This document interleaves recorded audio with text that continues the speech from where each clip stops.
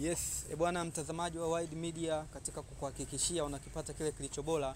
Leo tupo katika eneo la Modeko, Iringa Road, Morogoro. Leo tumewatembelea bwana ndugu zetu ambao wamekuwa wakijihusisha na masuala ya sanaa, lakini wao wamekuwa wakijikita katika masuala ya sanaa ya uchongaji. Wanafanya shughuli zao hapa katika eneo la Iringa Road, na kikubwa wanachokifanya ni kuchonga vinyago. Hii yote ni katika kuenzi tamaduni ya Tanzania, lakini pia kuendeleza swala zima la utalii. Sababu tunajua Tanzania ni nchi moja ambayo imekuwa ikifanya shughuli zake za utalii, na Morogoro umekuwa ni mji mmojawapo ambao umekuwa ukishughulika na masuala haya ya tamaduni, lakini pia utalii. Sasa leo tumekuja kwa ndugu zetu ambao wamekuwa wakijihusisha na masuala mazima ya uchongaji wa vinyago. Twende tukasikilize wenyewe wanasemaje, ni changamoto gani wanazipitia, lakini pia wameanza lini mpaka kufikia sasa hivi, wana malengo gani katika kuendeleza shughuli hizi za uchongaji. Twende tukasikilize wao wanasemaje. Kwanza tukitaka tukufahamu, kwa majina yako unaitwa nani? Naitwa Crispin Bernard Mchala. Tulitaka tufahamu katika shughuli yako hii ya sanaa ya uchongaji, ni lini ulianza na una muda gani mpaka kufikia sasa hivi? Nimeanza mwaka 1996 mpaka sasa hivi kuna miaka karibu 30 sijui. Shughuli hii unayoifanya ndio shughuli ambayo inaendesha maisha yako ya kila siku? Familia yako inategemea shughuli hii katika kuendesha maisha yake, au kuna shughuli nyingine ambayo umekuwa ukifanya katika kuendesha maisha yako ya kila siku? Shughuli ninayofanya ndio hii ambayo familia yangu inategemea kuendesha maisha yangu ya kila siku. Na kwa manufaa tulitaka tujue mpaka sasa hivi umenufaika kwa nini kupitia hii shughuli?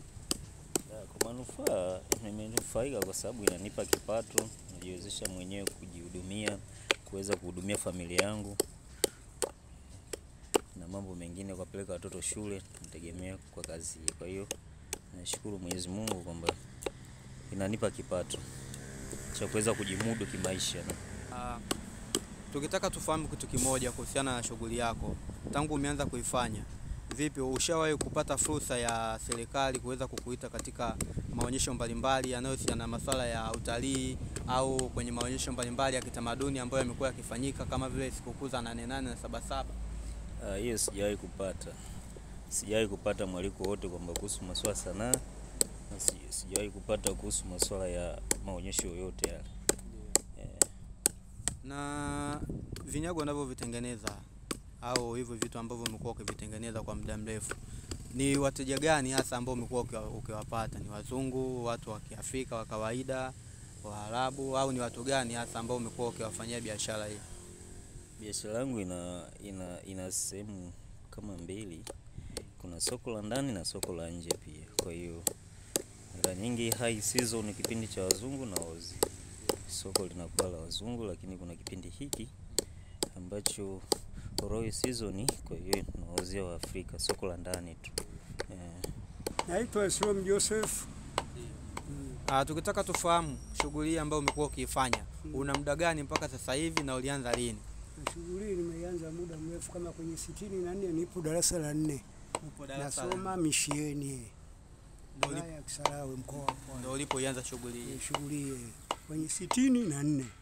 Na unaendesha maisha yako, familia na kula, kila kitu kinaendelea kutokana na shughuli hii? Hii nasoma shule, narudi, baba yangu ananifundisha hii kazi wakati nikisoma shule. Nilipokimbia shule kama kwenye 65 kuingia darasa la 5, mimi nikakimbia shule, nikaanza kufanya kazi shughuli hii ya kuchonga vinyago, na shule sikusoma tena. Kwa hiyo masuala ya shule ya elimu ndo akaishia hapo na kuingia kwenye sanaa hii?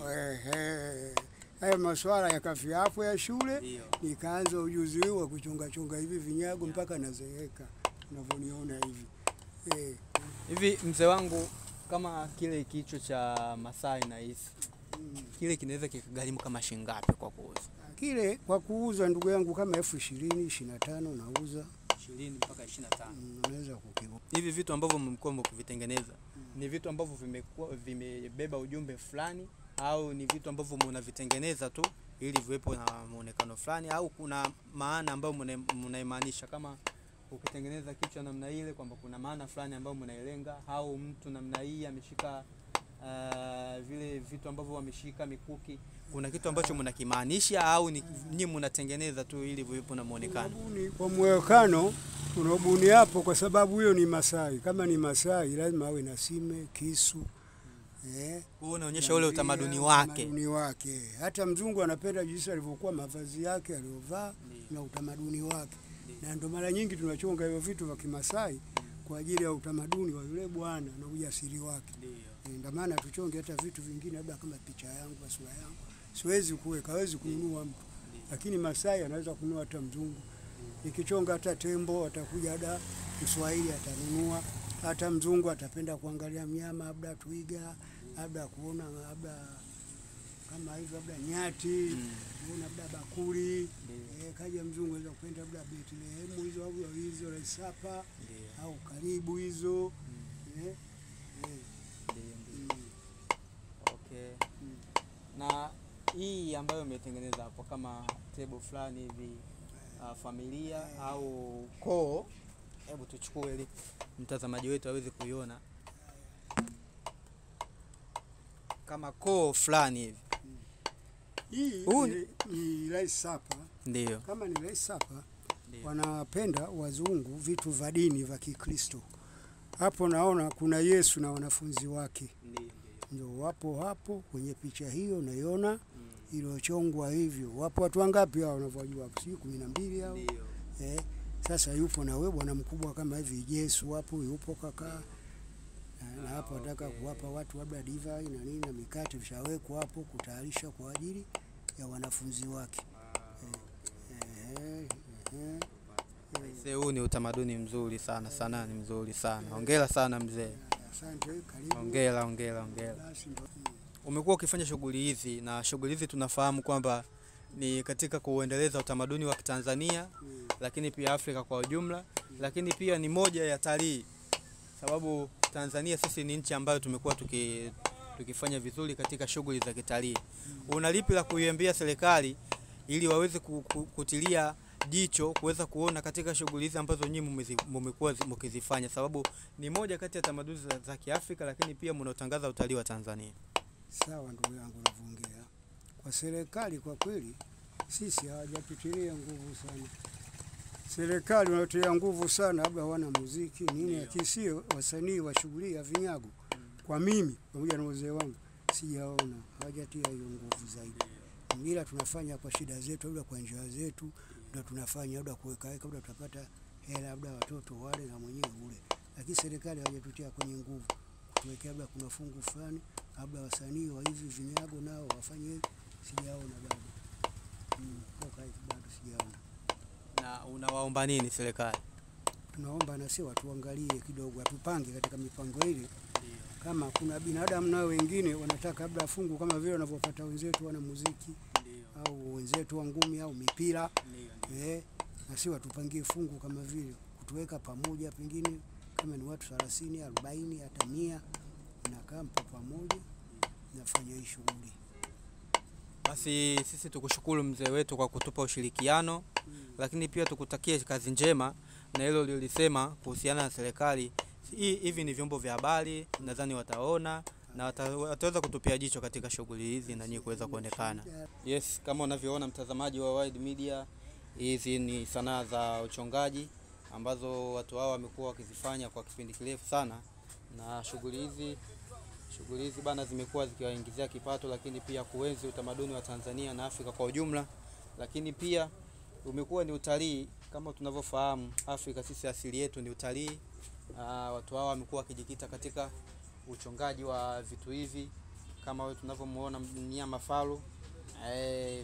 Sanaa za uchongaji ambazo zinaendelea katika mji wa Morogoro katika kuenzi utamaduni wa Afrika na sanaa kwa ujumla, lakini pia kama tunavyojua Tanzania sisi ni watu ambao tumekuwa tukishiriki sana katika shughuli za utalii. Kwa hiyo huu ni moja ya utalii. Lakini pia mimi niwaombe tu Watanzania tuweze kuwaunga mkono ndugu zetu hao ambao wamejikita katika sanaa hii, lakini wenyewe wameiomba serikali bana kutupia macho katika sanaa hii ya uchongaji, kwa sababu inaonekana serikali wamekuwa wakidili sana na masuala ya sanaa nyingine kama mpira, muziki na sanaa zingine, lakini hii shughuli ya uchongaji wamekuwa wakitupilia mbali. Yes, ngoma ya kijadi kabisa hii imetengenezwa kwa kutumia material ya kiasili kama unavyoona. Yes, hii ni Wide Media bana, katika kuhakikisha tunakuletea kitu kilicho bora, na kipindi hewani ni creator, na creator wetu wa leo ndio huyu ambao tumetoka kufanya naye mazungumzo kuhusiana na swala zima la sanaa ya uchongaji ambayo amekuwa akifanya takriban miaka 30 katika maeneo haya ya Morogoro. Mimi ni J Smart presenter official JJ. Nyuma kamera yupo ndugu yangu Trim Jinkash katika kuhakikishia analeta zile video safi na picha bomba katika kipindi hiki cha creator.